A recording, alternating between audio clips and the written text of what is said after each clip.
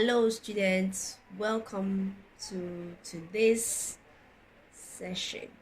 We are looking at providing solutions to the quiz that we just finished writing. More or less, we are going to look at how you were required to provide solutions to the questions that were asked. So let's begin. The first question was asking for the differences between the instrumental function and the generic function of poetry. Okay, so with the instrumental function of poetry, the focus is on the relevance of a poem to a specific situation. In other words, we are looking at the specific poem and the purpose it fulfills. And we should again note that the instrumental function is usually specific to the type of poem and the occasion of performance. However, the generic function of poetry reflects the basic functions that poems perform or poems fulfill. And these general functions, are that poems entertain, poems educate, and then they inform. So the basic functions are what we term as the generic functions, while the specific functions that poems perform are what we term as instrumental function. Okay. The second example or the second question was asking for the functions of poem with an example. So we can state that a poem provides a medium for sharing personal emotions or feeling. For instance, the lyric poems are used to what? Express personal feelings and emotion. As simple as that. We can also see that poems are a means to preserve cultures. When we consider the genres of poetry, specifically the oral poetry, these were forms that were preserving culture, preserving history for time to time. The third question is asking for the or was asking for the defining characteristics of poetry. Now remember that the defining characteristics of poetry are all the traits that will make poetry to become different or distinct from the other genres of literature, that is prose drama. Okay, prose and drama. So these features include rhyme, line, stanza, figurative language, thoughts, and then many others. We're asking for just two of these characteristics of poetry. However, we also have the elements of poetry that specifically help us to provide a definition for poetry, and these um, elements of poetry includes the economy of words, artistry, imagination, and then language. Any of these, when mentioned as the defining characteristics of poetry, would help you earn your 1 mark. The fourth question was, would you agree to the view that oral poetry is an antecedent to written poetry? And the answer we wanted was just a yes. But the question that follows is asking for a justification. So the justification for the view that oral poetry is an antecedent to written poetry is that oral poetry is the oldest form of poetry, and it is from them that written poetry was developed. Therefore, or in other words, we can state that oral poetry provided or provides the basis for written poetry.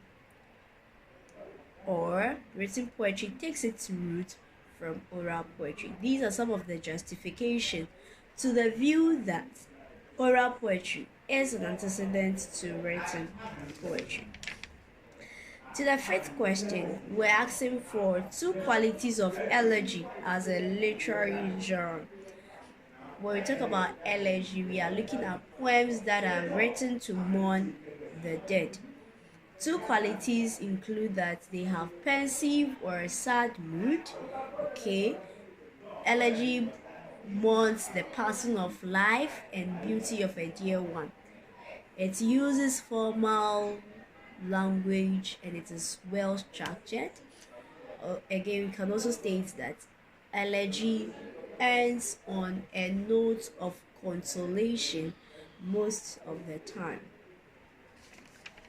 Any two of this would give you your 2 marks. The next question, that is number 7, is asking for two functions of epic. We should note that epic is a long narrative poem that celebrates heroic achievement.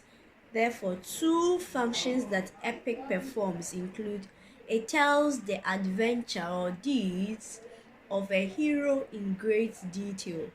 That is one of the functions of epic. The second thing is that it recounts or unfolds the history of a society, a nation, or a race. Okay, so any of these were what we were asking for. Number 8 says that explain two literary relevance of imagery in poetry.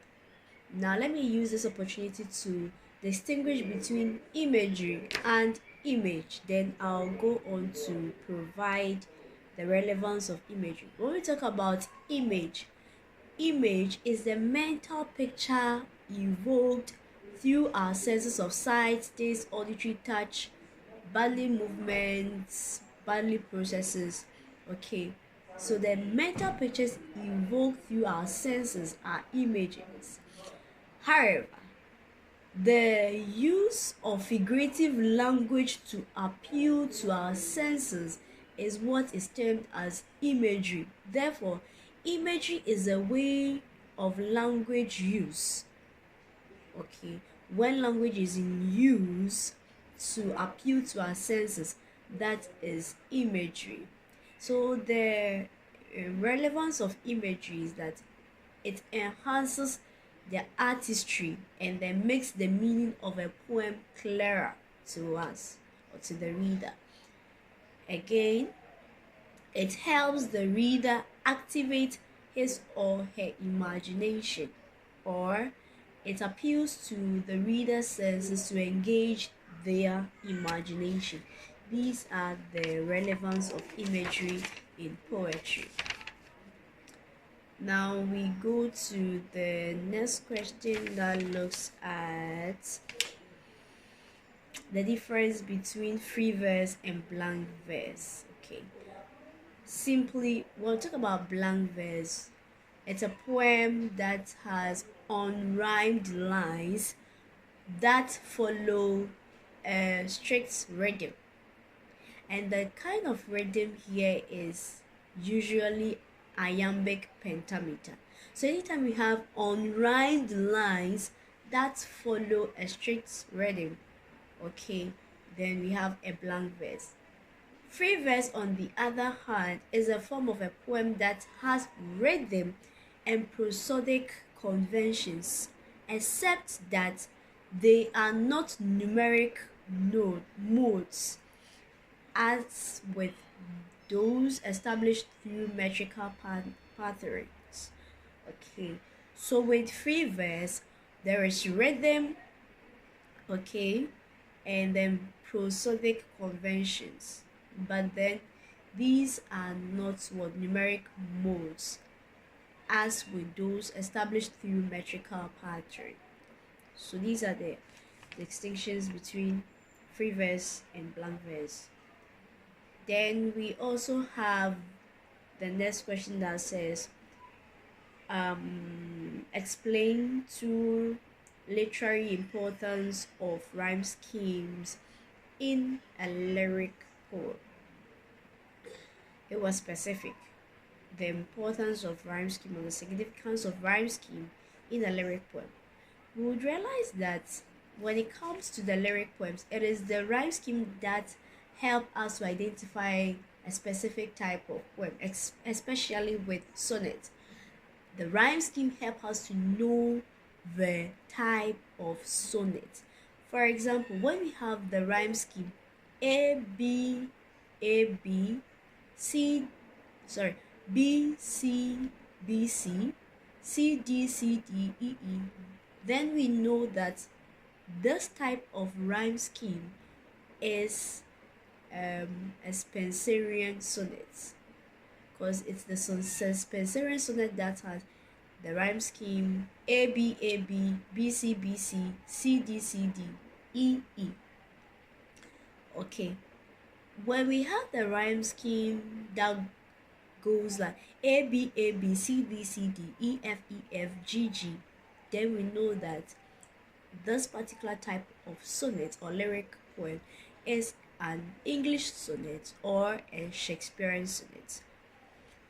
Then again, when we have the rhyme scheme of A B B A A B B A, then C D C D C D, or C D E C D E, or C D C D E E, then we know that this is a Petrarchan sonnet, where the first 8 lines that makes up the octave is set or fixed. However, the sextet has 3 varying rhyme schemes. So it's important to note that rhyme schemes are very significant because they help us to identify the type of sonnets that we have. Another significance or relevance of the rhyme scheme is that it helps to demarcate the internal divisions of the poem, especially sonnets, and it also helps to unravel or unfold the message in the lyric poem. So these are some of the responses that we were requiring from you in relation to the questions that were asked. I think one question was left out, and that is state 2 characteristics of Horatian ode. That is question 6. Now, when we talk about Horatian ode, we are talking about an ode that was named after a Roman poet called Horace. Okay, and this particular type of ode consists of 2 or 4 line stanza that share the same meter, same rhyme scheme, and same length. And one unique trait about it is that it employs intimate scenes of daily life. Now, these 2 characteristics of Horatian ode, in addition to what has been stated earlier, is that it is less formal because it is dealing with what?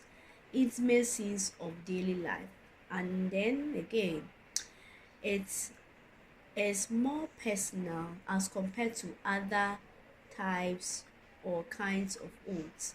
Aside from the Horatian ode, the other odes are Cowley's ode, also known as the irregular ode, and then we also have Pindaric ode. So, students, this is where we will end this session, which was specifically dedicated to sharing the marking scheme for the just ended quiz that was taken. Thank you for your attention, but remember to subscribe to this channel so that you get notification of new content on essential skills to creative writing, specifically techniques of poetry. Also, do like and share with your colleagues. Until we come your way with another content, it's bye for now. Bye bye.